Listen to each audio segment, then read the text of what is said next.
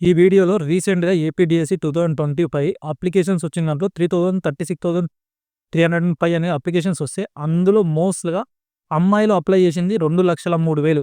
ఇప్పుడు వాళ్ళ గురించి మాట్లాడుకుందాం. వాళ్ళకి రిజర్వ్ చేసిన 33% కేటగిరీలో 5,395 పోస్టులకి వాళ్ళకి కాంపిటీషన్ చాలా హెవీగా ఉంది. అది ఎలా ఉంది? ఒక పోస్ట్‌కి ఎంతమంది అమ్మాయిలు కాంపీట్ అవుతున్నారు ఒకరితో ఒకరు. దాంతో పాటు కట్ ఆఫ్ మెరిట్ లిస్ట్‌లో మీకు మార్క్స్ ఉన్నంత మాత్రాన మీకు జాబ్ అనేది రాదు. ఆ తర్వాత మెయిన్ ప్రాసెస్ అనేది రోస్టర్ పాయింట్. దాని గురించి ఈజీగా అందరికి అర్థమయ్యే విధంగా ఎక్స్‌ప్లెయిన్ చేస్తాను. దాంతో పాటు వచ్చేసి నార్మలైజేషన్. చాలామంది వేరే వేరే షిఫ్ట్‌లలో ఎగ్జామ్ రాశారు. ఒక షిఫ్ట్‌లో వచ్చేసి పేపర్ అనేది చాలా హార్డ్‌గా వచ్చింది. ఇంకో షిఫ్ట్‌లో వచ్చేసి పేపర్ అనేది చాలా ఈజీగా వచ్చింది. సో, నార్మలైజేషన్ వల్ల మీ మార్క్స్ అనేవి ఎలా పెరుగుతాయి, ఎలా తగ్గుతాయి అనేది. ఇంకొకటి ఏందంటే పర్టిక్యులర్‌గా కొన్ని జిల్లాలున్నాయి. ఆ జిల్లాలో ఏంటి అంటే కట్ ఆఫ్ మార్క్ అనేది ఎక్కువగా ఉంటుంది. ఇంకొన్ని జిల్లాలున్నాయి. ఆ జిల్లాలో కట్ ఆఫ్ మార్క్స్ అనేవి చాలా తక్కువగా ఉన్నాయి. ఇప్పుడు ఈ విషయాలు మొత్తం ఈ వీడియోలో ఇన్ డీటెయిల్‌గా ఎక్స్‌ప్లెయిన్ చేస్తాను. లాస్ట్ వరకు చూడండి. యూట్యూబ్ ఛానల్‌ని ఖచ్చితంగా సబ్స్క్రైబ్ చేసుకోండి. పేరు కోమహేంద్రి డిజైన్స్ ఉంది. ఇదేంది వేరేది అనుకోకండి. కొంచెం పేరు కలిసొచ్చి అలా పెట్టుకున్నాననమాట. ఇందులో మాత్రం అన్ని ఇన్ఫర్మేటివ్ వీడియోస్ అన్నీ అప్‌లోడ్ చేస్తాను. సో, ఇన్ఫర్మేషన్ నచ్చినట్లయితే మీరు ఖచ్చితంగా వీడియోకి లైక్ చేయండి. సబ్స్క్రైబ్ చేసుకోండి. ఆల్మోస్ట్ మనం ఒక గవర్నమెంట్ జాబ్‌కి ప్రిపేర్ అవుతున్నామా అంటే 100లో ఒక పోస్ట్, 1000లో ఒక పోస్ట్‌కి మనకెంతో కాన్ఫిడెంట్‌గా ఒక అడుగు ముందుకేసి మనం ప్రిపేర్ అవుతుంటాం. చాలామందికి ఆర్థికంగా ఎన్ని పరిస్థితులున్నా కూడా ప్రైవేట్ రంగంలో వెళ్లి జాబ్ చేయలేక కేవలం మనం చదువుకున్నది బీఈడీ, డీఈడీ వీటిలో ఎలాగైనా జాబ్ సంపాదించాలనే ఒక కసితోటి మనం స్టార్ట్ చేసుంటాం. ఎవరికైతే తక్కువ మార్క్స్ వచ్చాయో, ఎవరికైతే కట్ ఆఫ్ అంటే తక్కువ వచ్చాయో మీరు ఫైనల్‌కి చూస్తున్నారు కదా! ఎలాంటి బాధపడాల్సిన అవసరం లేదు. ఎందుకంటే మనకు మెయిన్ వచ్చేసి ఇక్కడ డీఎస్సీ నోటిఫికేషన్ అనేది ఎవ్రీ ఇయర్ ఇస్తారని చెప్పేసి నారా లోకేష్ గారు చెప్పారు. దాంతో పాటు ఏందంటే మనకి ఇక్కడ వచ్చేసి మెయిన్‌గా ఏజ్ లిమిట్ అనేది 44 ఇయర్స్ వరకు ఉంది. అంటే మనం పెళ్లైన తర్వాత కూడా మన ఒక స్టడీని కంటిన్యూ చేయవచ్చు. ఇప్పుడు మీరు ఏదైతే చదువు కోసం ఇన్వెస్ట్ చేసినా ప్రతి నిమిషం మీరు నేర్చుకున్న ప్రతిదీ ఎప్పుడు కూడా వృధా కాదు. మీరు మాత్రం డిస్కరేజ్ కావద్దు. ఉన్న ఆత్మవిశ్వాసాన్ని మాత్రం ఎట్టి పరిస్థితిలో కోల్పోవద్దు. ఇప్పుడు కాకుండా నెక్స్ట్ అటెంప్ట్‌లో, ఆ తర్వాత అటెంప్ట్‌లో అయినా సరే మీరు చేయాల్సిందల్లా ఒకటి. ఏదైతే మీరు నేర్చుకున్నారో, మీరు అడుగు పెట్టేటప్పుడు ఎంత కాన్ఫిడెంట్‌తో అయితే అడుగు పెట్టారో, జాబ్ కొట్టే మీరు ఈ యొక్క కాంపిటీషన్ నుండి మీరు బయటికెళ్ళాలి. అది మాత్రం మదిలో పెట్టుకోండి. ఎందుకంటే కొంతమంది పని చేసుకుంటా చదువుతున్నారు. ఇంకొంతమంది చదివిన చదువుకు ఏదో ఒక అర్హత సాధించాలని. ఇప్పుడు ప్రైవేట్ రంగంలో మీరు చూస్తున్నారు. ఇప్పుడు ఇప్పుడొచ్చిన ఏఐ ప్రకారం మీరు ప్రతిరోజు ఒక న్యూ టెక్నాలజీ అనేది నేర్చుకోవాల్సొస్తుంది. ఇప్పటివరకి టీసీఎస్, ఇన్ఫోసిస్ ఇలా కార్పొరేట్ కంపెనీలన్నీ కొన్ని లక్షల మందిని లే ఆఫ్ చేసినాయి. ఇది మాత్రం కరెక్ట్ మీరు మైండ్‌లో పెట్టుకోండి. ఇదంతా మీరు ఈ గవర్నమెంట్‌లో ఉన్న కాంపిటీషన్ చాలా తక్కువ బయటి దానితోటి పోల్చుకుంటే. ప్రైవేట్ రంగంలో మీరు ఒక్కసారి వెళ్లి విప్రోకి ఒకసారి వెళ్లి మీరు వాకిన్‌కెళ్ళండి. కొన్ని వేల మంది మీకు బయట నిలబడుతుంటారు. ఇక్కడ గవర్నమెంట్ ఎగ్జామ్‌లో ఏందంటే మనకు ఆ స్ట్రెంత్ ఉంది. మనం చదవగలుగుతామని మనం నమ్ముకొని ఇందులోకి అడుగుపెట్టినాం. ఇదనేది చాలా ఈజీ. ఇది ఈజీ అని చెప్పను. మనం ఖచ్చితంగా ఒక కన్సిస్టెంట్‌గా ఒక టైమ్ టేబుల్ యేసుకొని కరెక్ట్‌గా చదివితే జాబ్ కొట్టకుండా ఎక్కడికి వెళ్ళం. ఎందుకంటే ఎవరైతే కన్సిస్టెన్సీగా ప్రిపేర్ అవుతూ ఉంటారో కొన్ని సంవత్సరాల నుంచి, దాంతో పాటు కన్సిస్టెన్సీ మెయింటైన్ చేయక చాలామంది కూడా ఈ ఎగ్జామ్ నుంచి విత్‌డ్రా అయిపోతారు. వాళ్ళు ఏదో పని చేసుకుంటారు. వాళ్ళకి తెలియాల్సింది ఏందంటే అలా ఎవరైనా ఇప్పుడు ఆ మైండ్ సెట్‌లో ఉన్న వాళ్ళకి మాత్రం ఖచ్చితంగా ఇది కొంచెం సోది చెప్తున్నాను అనుకోకుండా వినండి. ఎందుకంటే మీరిప్పుడు మీ ఆర్థిక పరిస్థితులకి తలొంచి మీరు ఏ జాబ్‌కెళ్ళినా గూడా, ఆ జాబ్ అనేది అంటే 1 సంవత్సరం, 2 సంవత్సరాలు మీ యొక్క ఇప్పుడున్న అవసరాలను తీరుస్తుంది తప్ప, మీ ఫ్యూచర్ అవసరాలను తీరవదు. దాంతో పాటు మీ ఏ రంగంలోకి ఎళ్ళినా గూడా ప్రతిరోజు ఆ రంగంలో కొత్త టెక్నాలజీని మీరు నేర్చుకోవాలి. జీవితాంతం నేర్చుకుంటూనే ఉండాలి. ఆ ప్రెషర్‌ని, ఆ ప్రైవేట్ రంగంలో ఉండే ప్రెషర్‌ని వాళ్ళిచ్చే లక్షల జీతాలు అయినప్పటికీ గూడా, ఆ ఒక ప్రెషర్‌ని మెయింటైన్ చేయాలి. ఒక గవర్నమెంట్ జాబ్ అనేది మన ఒక తరాన్ని బతికిస్తుంది. ఎంత్ ఒక గవర్నమెంట్ జాబ్‌కున్న వాల్యూ, ఈ జాబ్ సెక్యూరిటీ మనల్ని ఎవరో ఒకడు క్వెషన్ చేసే విధానం ఉండదు. మనం చదివిన చదువుకు, మనం తెచ్చుకున్న జాబ్‌కి మనం సాటిస్ఫై అయితే మన జీవితంలో అదొక సంతృప్తి. ఎవరైతే ఎవరైతే తక్కువ మార్కులున్నాయో, తక్కువ మార్కులొచ్చినా బాధపడాల్సిన అవసరం లేదు. ప్రతి ఇయర్ డీఎస్సీ నోటిఫికేషన్ ఉంటుంది. కన్సిస్టెన్సీగా రోజుకు 4 గంటలైనా చదవండి. ఎవరైతే అమ్మాయిలు ఉన్నారో పెళ్లయిన తర్వాత కూడా మీరు చదువుకోవచ్చు. ఈ డీఎస్సీకొచ్చేసి మనకి మేజర్‌గా వచ్చేసి ఏజ్ అనేది 44 ఇయర్స్ వరకున్నది. మీరు ఏమాత్రం డిస్కరేజ్ కాకండి.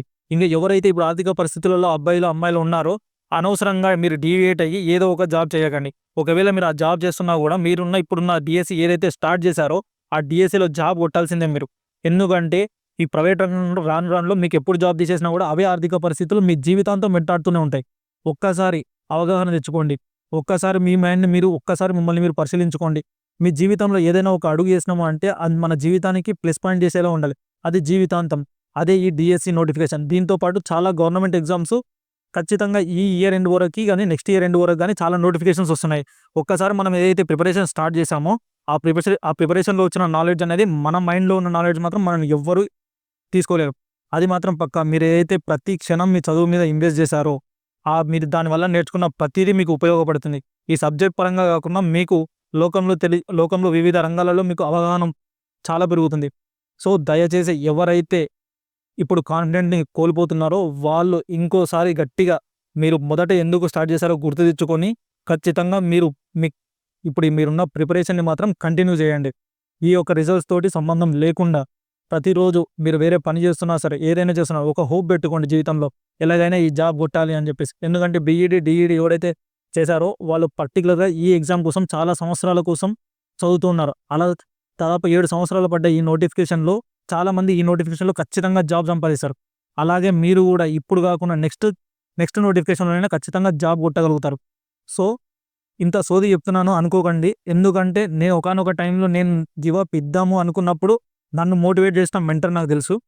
అతని పేరు నేను తర్వాత చెప్తాను. అతను నన్ను మోటివేట్ చేసినట్టు చేయడం వల్ల నాకు దాదాపు 29 ఇయర్స్‌కి నేను జాబ్ కొట్టాననమాట. నేను 9 ఇయర్స్ ప్రిపరేషన్‌లో ఉన్నాను. సో, మోటివేషన్ అనేది ప్రతి ఒక్కరికి మోటివేషన్ అనేది ఎప్పుడైనా గుర్తుపెట్టుకొని మీ పక్కన ఎవరైతే చదువుతున్నారో వాళ్ళ నుంచి మీకు మోటివేషన్ రాదు 100%. ఎందుకంటే ప్రతి ఒక్కరికి ఒక ఇన్‌సెక్యూర్ ఫీలింగ్ అనేది ఉంటది. వీడేడ బాగుపడతాడో, వీడు మనకంటే ఎదుగుదలుతాడేమో. అది మనం అనుకుంటాం మన మంచి ఫ్రెండ్ అంటాం. ఫ్రెండ్ అలా అమ్మ, నాన్న, రక్త సంబంధానికి మించి మీ మంచి కోరుకునేవారు ఈ ప్రపంచంలో ఎవ్వరూ లేరు. ఇంక్లూడింగ్ మీ భార్య లేదా మీ భర్త కూడా ఒకానొక టైంలో కూడా కోరుకోరనమాట. సో, మిమ్మల్ని మీరు ఎలాగైనా ఒకసారి ఆత్మ పరిశీలన చేసుకొని ఈ యొక్క కాంపిటీషన్ ఎగ్జామ్ నుంచి మాత్రం ఈ యొక్క స్కోర్ కార్డ్ మీకు తక్కువ వచ్చిందని అస్సలు బయటికెళ్ళకండి. ప్రిపరేషన్ మాత్రం కంటిన్యూ చేయండి. ఎవరైతే మంచి కట్ ఆఫ్ మార్క్స్ తోటి మంచిగా ఉన్నారో బీ కాన్ఫిడెంట్. అండ్ ఇంకొకటి ఏంటంటే దీంతో పాటు ఇంకేవైతే ఎగ్జామ్స్ ఉన్నాయో వాటికి కూడా మీరు ప్రిపరేషన్ అయితే చేస్తూ ఉండండి. ప్రిపరేషన్‌ని మాత్రం ఆపకండి. ఇది కాకుండా వేరే ఎగ్జామ్ ఖచ్చితంగా మనం కొట్టగలుగుతాం. ఓకేనా? ఇప్పుడైతే ఇంత సోది చెప్తున్నానని అనుకోకండి. కొంచెం తప్పుగా అర్థం చేసుకోకండి. కానీ చెప్పాల్సిన అవసరం. ఎందుకంటే చాలామంది ఎస్సీ, ఎస్టీ, బీసీ, ఓసీ వీళ్ళలో కొంతమంది కేటగిరీస్ అంటే కొన్ని పల్లెటూరు నుండి వచ్చి సిటీకొచ్చి ఎంతో మనీ ఇన్వెస్ట్ చేసి ఓ పక్క ర్యాపిడో, స్విగ్గీ కొట్టుకుంటూ కూడా డీఎస్సీ కోసం ప్రిపేర్ అవుతున్న వాళ్ళని నేను చాలా మందిని చూశాననమాట. సో, వాళ్ళ కోసానికి వాళ్ళు ఏ ఒక్కరి వీడియో చూసినా కూడా మీకే చెప్తున్నా బ్రదర్, ఎలాగైనా సరే ప్రిపరేషన్‌ని మాత్రం ఆపకండి. ఇంకొక మెయిన్ విషయం ఏంటంటే మీరు ఏదైతే ప్రిపరేషన్ మీరు స్టార్ట్ చేశారో మీరు ఒకసారి ప్రిపరేషన్ అయిపోయిన తర్వాత మామూలుగా ఫుల్ ఫ్లెడ్జ్‌గా ప్రిపేర్ అవ్వడానికి మనకొక 1 ఇయరో, 2 ఇయర్ 1 ఇయరో, 1½ ఇయరో పడుతుంది. బేస్డ్ ఆన్ యువర్ కెపాసిటీని బట్టి. ఒక్కసారి ప్రిపరేషన్ అయిపోయిన తర్వాత మీరు రివిజన్ చేస్తుంటే మీరు ఎంజాయ్ చేస్తారు చదువుని. అంత బాగా అంటే ఒక రివిజన్‌లో ఉన్న ఎంజాయ్‌మెంట్ ఇంకా దేంట్లో కూడా ఉండదు. రోజు ఒక కొత్త విషయం, కరెంట్ అఫైర్స్ తెలుసుకోవడం, అందులో వచ్చే నాలెడ్జ్ ఇంకా దేనిలో కూడా రాదు. డీఎస్సీ అనేది చాలా మంచిది. ఎందుకంటే ఏజ్ లిమిట్ అనేది 44 ఇయర్స్ వరకు ఉండదు. మీరు పెళ్లయిన తర్వాత కూడా చదువుకోవచ్చు. అమ్మాయిలైనా, అబ్బాయిలైనా. ఇప్పుడున్న ఆర్థిక పరిస్థితులకు మాత్రం తలొగ్గి ఏ ప్రైవేట్ జాబ్‌కు ఎళ్ళకండి. ఒకవేళ వెళ్ళినా కూడా ఎంతో అంత టైం కేటాయించి ఈ ప్రిపరేషన్ అయితే కొనసాగించండి. ఇంకా వీడియోలోకి వెళ్దాం. మీకు ఇన్ డీటెయిల్‌గా ప్రతిదీ ఎక్స్‌ప్లెయిన్ చేస్తాను ఇందులో. కొన్ని లాస్ట్ వరకు వినండి. ఓకే. ఇప్పుడు వీడియోలోకి వచ్చాం. ఇప్పుడు వచ్చేసి మనకు మొత్తం వచ్చేసి 3,36,305 మెంబర్స్ మొత్తం అప్లై చేశారు. ఆ అప్లికేషన్‌లో ఆ ఎగ్జామ్‌కి అపియర్ అయింది మాత్రం 3,12,450 మంది. సో, ఇందులో వచ్చేసి 60% వుమెన్‌లే ఎక్కువ మంది అపియర్ అయ్యారు. అంటే ఎగ్జామ్ రాయడానికి ఎక్కువ శాతం వచ్చింది అమ్మాయిలే. 60% మంది 3,00,000లో ఎంతమంది అంటే 2,03,000 మంది. 2,03,000 మంది అమ్మాయిలున్నారు. అంటే కేవలం అబ్బాయిలు ఎంతమంది? మోర్ దెన్ 1,00,000 ఉన్నారు అంతే. అంటే ఇప్పుడు అమ్మాయిలకొచ్చేసి ఇందులో మొత్తం ఉన్న పోస్టులు 16,347 పోస్టులు. ఇందులో అమ్మాయిలకు రిజర్వేషన్ వచ్చేసి 33%. ఈ 33% ఎంత అంటే ఈ 16,347లో 5,395. 5,395. ఈ 5,395 మంది ఎవరు అమ్మాయిలకున్న 33% రిజర్వేషన్. కానీ ఈ అమ్మాయిలకి ఉన్న పోస్టులకి ఈళ్ళకిచ్చిన 33 రిజర్వేషన్‌కి వీళ్ళు అప్లై చేసింది ఎంతమంది? 2,03,000. అంటే ఓన్లీ ఈ 33%కి మాత్రమే అప్లై చేశారని కాదు. మొత్తం పోస్టులకు అప్లై చేశారు. కాకపోతే మన ఉమెన్ రిజర్వేషన్ ఉంది కాబట్టి ఉమెన్ రిజర్వేషన్ గురించి మాట్లాడుతున్నాం. అమ్మాయిలకి ఎంత పోటీ ఉన్నది అనేది. ఇక్కడ మనకున్న ఓవరాల్ పోస్టులు 16,347కి ఒక్క పోస్టుకు కాంపిటీషన్ వచ్చేసి 19 మందే ఉన్నారు. ఇక్కడ ఈ 16,347 పోస్టులకి ఒక్క పోస్టుకు వచ్చేసి 19 మందే ఉన్నారు కాంపిటీషన్. కానీ ఇక్కడ అమ్మాయిలు చూడండి 5,395కి ఓన్లీ అమ్మాయిలలో కంపేర్ చేసుకుంటే ఈ 5,395 పోస్టులకి ఒక్క పోస్టుకు వచ్చేసి 37 మంది కాంపిటీషన్ ఉన్నారు. 37 మంది. అంటే అమ్మాయిల కాంపిటీషన్ అనేది చాలా ఎక్కువగా ఉంది. ఒకవేళ అమ్మాయిలనేది చాలా బాగా చదివితే, ఒకవేళ చదివి వాళ్ళు కట్ ఆఫ్ అంటే ఎక్కువ మార్కు మెరిట్‌లోకి స్కోర్ చేస్తే, వాళ్ళు ఈ 33% నుండి బయటికొచ్చి ఓపెన్ కేటగిరీలో కొడతారు. అంటే ఈ 16,347లో వాళ్ళు జాబ్ కొడతారు. ఇక్కడ ఈ అమ్మాయిలలో మంచిగా 33% ఉమెన్ దాంట్లో మంచిగా చదివిన వాళ్ళు. వీళ్ళు బయటికొచ్చి ఓపెన్ కేటగిరీలో జాబ్ కొట్టినప్పుడు ఇప్పుడు 33%లో ఇంకొక అమ్మాయికి ఛాన్స్ వస్తది గదా! మళ్ళీ ఇంకొక అమ్మాయికి. అట్లా అమ్మాయిలనేవాళ్ళు కీలక పాత్ర పోషిస్తున్నారు ఈ ఏపీ డీఎస్సీ 2025లో మాత్రం. ఎందుకంటే మెజారిటీ వాళ్ళే ఉన్నారు. ప్లస్ బాగా చదువుతున్నది గూడా వాళ్ళే. నేను చాలా కామెంట్స్ చూసాననమాట. ఆ కామెంట్స్‌లలో మాకు ఇంత మార్క్స్ వచ్చాయి. అంటే మోర్ దెన్ యావరేజ్‌గా 72-80 మధ్యలో స్కోర్ చేసిన వాళ్ళున్నారు. వాళ్ళు అంత బాగా చదివినప్పుడు ఒకవేళ కట్ ఆఫ్ అనేది కొంచెం తగ్గి వాళ్ళు బాగా చదివి ఓపెన్ కేటగిరీలో జాబ్ కొడితే, మళ్ళీ వచ్చేసి ఇంకొక వుమెన్‌కనేది ఇంకో అవకాశం పెరుగుతుంది. 33% రిజర్వేషన్ ఉన్నందుకు. సో, వుమెన్‌కనేది కాంపిటీషన్ అనేది చాలా హెవీగా ఉంది. ఒక్క పోస్ట్‌కొచ్చేసి 37 మంది. ఇది వుమెన్స్ గురించి. దాని తర్వాత ఏదైతే రిజర్వేషన్ పోస్టులు ఉన్నాయో సెపరేట్‌గా మళ్ళీ ఎస్సీ, ఎస్టీ, బీసీ ఆ కేటగిరీ వైస్ మళ్ళీ అది వేరే సెపరేట్ మళ్ళీ అందులో రిజర్వేషన్స్ ఉంటాయి. నేను చెప్పింది వుమెన్‌కి ఏ విధంగా ఉంది పర్ పోస్ట్ అని చెప్పేసి. ఇప్పుడు మనం నార్మల్ దానికొచ్చేటప్పుడు. ఇప్పుడేందంటే చాలామంది కూడా డిఫరెంట్ షిఫ్ట్‌లలో ఎగ్జామ్ రాశారు. ఒక షిఫ్ట్‌లో వచ్చేసి పేపర్ అనేది చాలా హార్డ్‌గా వచ్చింది. ఇంకొక షిఫ్ట్‌లో వచ్చేసి పేపర్ వచ్చేసి చాలా ఈజీగా వచ్చింది. ఇప్పుడు ఈ మార్క్స్‌ని ఎలా క్యాలిక్యులేట్ చేశారంటే, ఏదైతే హార్డ్‌గా వచ్చిందో పేపరు, హార్డ్‌గా వచ్చిన పేపర్‌ని, ఈజీగా వచ్చిన పేపర్‌ని డిఫరెంట్ షిఫ్ట్‌లో రాసిన దానికి నార్మలైజేషన్ చేస్తారు. ఈ నార్మలైజేషన్‌లో ఏమైతుందంటే గుర్తుపెట్టుకోండి. హార్డ్‌గా పేపర్ వచ్చిందని మీరు బాధపడాల్సిన అవసరం లేదు. యో అలాగే ఎవరైతే ఈజీగా వచ్చిన పేపర్ వచ్చిందని చెప్పి వాళ్ళు సంతోషపడాల్సిన అవసరం లేదు. ఏంటి అంటే ఈ నార్మలైజేషన్ తర్వాత హార్డ్‌గా పేపర్ వచ్చిన వాళ్ళకి కొన్ని మార్క్స్, నార్మలైజేషన్ తర్వాత మీకొచ్చిన మార్క్స్ అనేది కొంచెం అటు ఇటు యాడ్ అవుతాయి. ఖచ్చితంగా పేపర్ హార్డ్‌గా ఉంటే మార్క్స్ యాడ్ అయితాయి. పేపర్ ఈజీగా ఉంటే మీకు వచ్చిన ఏదైతే మార్క్స్ ఉన్నాయో అవి కొంచెం స్లైట్‌గా రెడ్యూస్ అయితాయి. తగ్గుతాయి. ఇదనమాట. ఇది నార్మలైజేషన్. మీరు నార్మలైజేషన్‌లో స్లైట్‌గా పేపర్ హార్డ్‌నెస్‌ని బట్టి మీ మార్క్స్ అనేది పెరుగుతాయి. పేపర్ అనేది ఈజీగా మీకు వచ్చుంటే ఆ షిఫ్ట్ కూడా మీకు ఈజీగా అయ్యుంటే మార్క్స్ అనేవి తగ్గుతాయి. ఇది నార్మలైజేషన్. నార్మలైజేషన్ అయిపోయిన తర్వాత మీకు సెలక్షన్ ప్రాసెస్ గురించి చెప్పాలి. ఈ సెలక్షన్ ప్రాసెస్‌లో ఫస్ట్ ఇప్పుడు ఒకసారి మీరు నార్మలైజేషన్ అయిపోయిన తర్వాత మీకొక స్కోర్ వస్తుంది. ఆ స్కోర్‌కనేది ఇప్పుడు ఆ స్కోర్ ఎంతైతే స్కోర్ వస్తుందో ఆ స్కోర్‌కనేది 20% టెట్‌లో మీకొచ్చిన 20% వెయిటేజ్‌ననేది యాడ్ చేస్తారు. అప్పుడు మీకొక సపోజ్ మీకొక మార్క్స్ అనేవి 70 మార్క్స్ వచ్చాయనుకోండి. మీకు టెట్‌లో ఒక 20% స్కోర్‌ని యాడ్ చేశారు. అప్పుడు మీకొక స్కోర్ వస్తుంది. ఈ స్కోర్ అనేది కట్ ఆఫ్. ఈ కట్ ఆఫ్ అనేది ఏ విధంగా సెట్ చేశారంటే, నేను సింపుల్‌గా మీకు అర్థమయ్యే విధంగా చెప్తా చూడు. ఒక డిస్ట్రిక్ట్‌లో 100 పోస్టులు ఉన్నాయనుకుందాం. ఈ 100 పోస్టులకి ఇప్పుడు రాసిన వాళ్ళలోకెళ్ళి 100 మందిని తీసుకుంటారు. అంటే టాప్ 100 ఎవరికైతే వచ్చాయో ఆ టాప్ 100ని తీసుకుంటారు. ఆ టాప్ 100 తీసుకున్న తర్వాత ఆ వాళ్ళ వాళ్ళ లీస్ట్ స్కోర్ అంటే 100 వాడు 1 నుండి 100 మందిని తీసుకుంటే, ఈ ఒకటో వానికి ఒక 90 మార్కులు వచ్చాయనుకోండి. ఈ 100వ వాడికి వచ్చేటాళ్ళకి మార్కులనేవి 75 వచ్చినాయనుకో. 100వ వాని యొక్క మార్కులు 75 అనుకోండి. ఈ 75 అనేది కట్ ఆఫ్. అర్థమైందా? ఇది కట్ ఆఫ్. ఈ కట్ ఆఫ్ ఏదైతే 100కి లీస్ట్ నంబర్‌గా 75 వచ్చాయో అది కట్ ఆఫ్ అన్నమాట. ఈ కట్ ఆఫ్ మార్క్ దాటినంత మాత్రాన మనకి జాబ్ వస్తదని కాదు. ఇది ఓన్లీ ఏందంటే సెలక్షన్‌లో ఫర్దర్‌గా మీ అప్లికేషన్ మూవ్ అవ్వడానికి అంటే ఫర్దర్ సెలక్షన్‌కి మీ అప్లికేషన్ ఎళ్ళడానికి ఇది బేస్ మార్క్ అన్నమాట. ఇది కట్ ఆఫ్. ఈ కట్ ఆఫ్ తర్వాత మీకు మెరిట్ లిస్ట్ ఇస్తారు. ఆ మెరిట్ లిస్ట్ తర్వాత మీకు ఇక్కడ రోస్టర్ పాయింట్ అంటారు. ఇక్కడ కొంచెం చాలా జాగ్రత్తగా వినండి. చాలా మందికి రోస్టర్ పాయింట్ సిస్టమ్ అంటే ఏందో అర్థం కాదు. నేను ఒక సింపుల్ వేలో ఎక్స్‌ప్లెయిన్ చేస్తాను. సింపుల్‌గా మనం ఇప్పుడు రిజర్వేషన్ కేటగిరీకి సంబంధించిన వాళ్ళం. మన రిజర్వేషన్ కేటగిరీలో ఎన్ని కేటగిరీస్ ఉన్నాయి? BC, SC, ST. మళ్ళా బీసీలో వచ్చేసి BC BCA, BCB, BCC, BCD ఇలా ఉన్నాయి గదా! ఇప్పుడు రోస్టర్ పాయింట్ అనేదంటే ప్రతి ఒక్క జిల్లాకి మాకు నోటిఫికేషన్ ఇచ్చినమ్మటే క్లియర్‌గా మెన్షన్ చేస్తారు. మన జిల్లాలో ప్రతి ఒక్క జిల్లాకి ఎన్ని పోస్టులు ఉన్నాయి. ఆ పోస్టులనేది రోస్టర్ పాయింట్స్ విధంగా అంటే ఒక్కొక్క పోస్టు ఈ రిజర్వేషన్‌కి సంబంధించిన కేటగిరీ ప్రకారం ఫస్ట్ ఓసీకి ముందు ఫ్ ఓ ఆవ్ ముందు మన ఒక డిస్ట్రిక్ట్‌లో 100 పోస్టులు ఉన్నాయనుకుందాం. ఈ 100 పోస్టులని మనం 100 పాయింట్లు అనుకుందాం. ఈ 100 పాయింట్లని మన డిస్ట్రిక్ట్‌లో ఉన్న అన్ని రిజర్వేషన్స్‌కి ఈక్వల్‌గా పంచాలి పోస్టులని కదా! అందుకని జెప్పేసి ఫస్ట్ దీని ఒక లిస్ట్ ప్రకారం సెట్ జేశారు. ఫస్ట్ ఏమొస్తది? ఫస్ట్ ఓసీకొచ్చేసి ఫస్ట్ పాయింట్‌ని కేటాయిస్తారు. అంటే ఫస్ట్ పోస్ట్ అనమాట. తర్వాత వచ్చేసి బీసీ. బీసీకొచ్చేసి సెకండ్ పోస్ట్‌ని కేటాయిస్తారు. ఆ తర్వాత బీసీ, డి థర్డ్ పోస్ట్ కేటాయిస్తారు. తర్వాత ఎస్సీకి ఫోర్త్ పోస్ట్.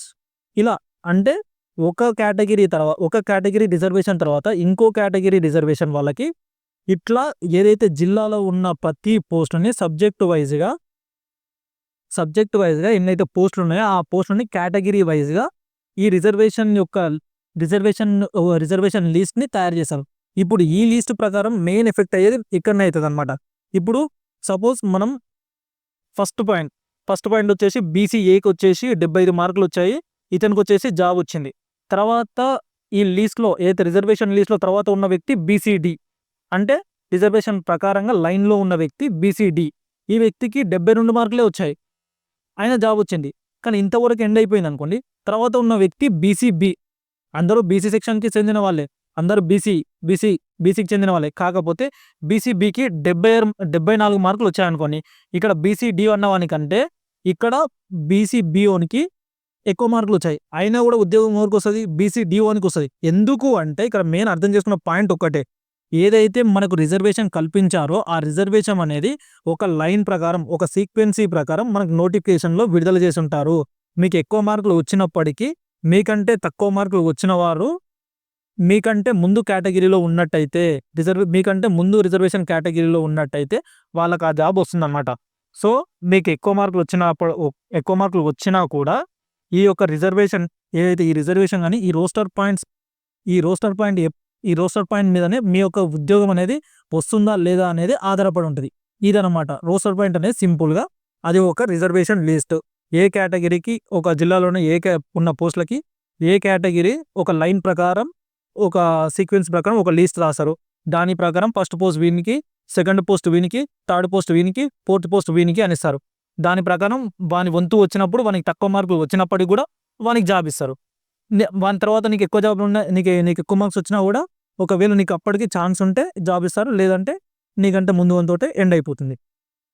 ఇది నేను చెప్పింది లాస్ట్‌కి చెప్పాను. సో, ఇదనమాట రోస్టర్ సిస్టమ్ అనేది. ఈ వీడియో తర్వాత మీరు ఇంకా ఏ వీడియో కూడా చూడాల్సిన అవసరం లేదనుకుంటా. ఒకవేళ అర్థం కాకపోతే సారీ. నేను అర్థం అయ్యింది అనుకుంటున్నాను. ఒకవేళ అర్థం కాకపోతే కామెంట్ చేయండి. ఇంకా తర్వాత వచ్చేసి మనకు ఇప్పుడైతే ఫైనల్ సెలక్షన్ వస్తది.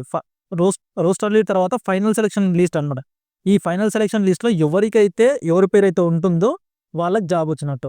ఇంక ఇదే లాస్ట్ అనమాట సెలక్షన్‌లో. ఈ ఫైనల్ లిస్ట్‌కొచ్చి తర్వాత కూడా మీకు తర్వాత వచ్చే సర్టిఫికేట్ వెరిఫికేషన్. తర్వాత మీకు కౌన్సిలింగ్‌కి పిలిపిస్తారు. ఈ కౌన్సిలింగ్‌లో మీరు ముఖ్యంగా ఇక్కడ గుర్తుపెట్టుకోవాల్సిందంటే ఒక్క పోస్ట్ తర్వాత ఒక్క పోస్ట్‌కి చాలామంది అప్లై చేసుంటారు. అలా అప్లై చేసిన వాళ్ళకి మల్టిపుల్ పోస్ట్‌లకి అప్లై చేసినప్పుడు కౌన్సిలింగ్‌కి పిలిచినప్పుడు వాళ్ళని ఒక్క పోస్ట్ చూజ్ చేసుకోమని చెప్తారు. అప్పుడు వాళ్ళు ఆ ఒక్క పోస్ట్‌ని చూజ్ చేసుకుంటారు. ఏదైతే ఇంకో పోస్ట్ ఉందో అది వెనకాల ఎవరైతే లైన్‌లో ఉన్నారో వాళ్ళకి ఆ పోస్ట్ వచ్చేసిందనమాట. సో, ఎన్ని మల్టిపుల్ పోస్టులు ఉన్నా కూడా వాళ్ళు ఒకటే పోస్ట్ చూజ్ చేసుకోవాలి కౌన్సిలింగ్ అప్పుడు. అది ఓకే. దాని తర్వాత వచ్చేసి చాలామందికి చాలా లీస్ట్ కేసెస్‌లో మార్క్స్ అనేవి టై అయితుంటాయి.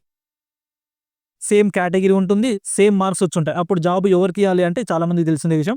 ఎవరైతే ఏజ్ ఎక్కువ ఉంటుందో వాళ్ళకి జాబ్ ఇస్తారు. అప్పుడు ఏజ్ కూడా సేమ్ ఉంటే ఏం చూస్తారు?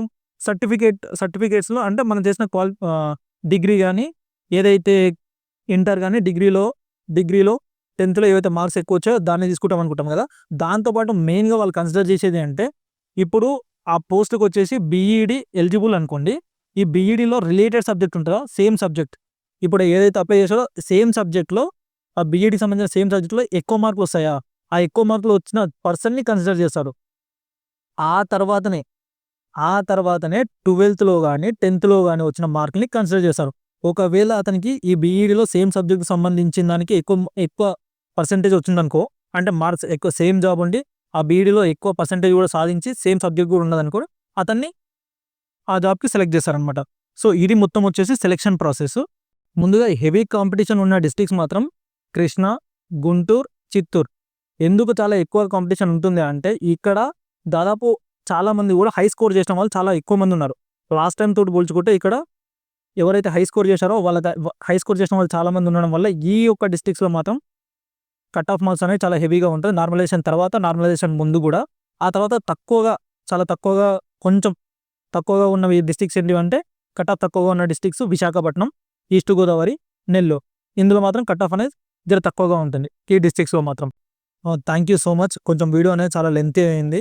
కానీ ఒకటి మాత్రం గుర్తుపెట్టుకోండి, లైఫ్‌లో మాత్రం ఎప్పుడు కాన్ఫిడెన్స్ మాత్రం లూజ్ కాకండి. మీరు ఏదైతే డీఎస్సీ స్టార్ట్ చేశారో, సో కాన్ఫిడెన్స్ తోటి ముందలకెళ్ళండి. మార్క్స్ తోటి సంబంధం లేకుండా ప్రిపరేషన్ అనేది కంటిన్యూ చేయండి. ఈ విషయం మొత్తం నచ్చినట్టయితే మీరు ఛానల్‌ని లైక్ చేయండి. ఖచ్చితంగా సబ్స్క్రైబ్ చేసుకోండి. డీఎస్సీ అనే కాదు, మిగతా అన్ని ఏదైతే గవర్నమెంట్ ఎగ్జామ్స్ ఉన్నాయో, మనకి స్టూడెంట్స్‌కి ఉపయోగపడే ప్రతి అంశాన్ని నేను ఈ యూట్యూబ్ ఛానల్‌లో పెడతాను. So thank you so much for watching.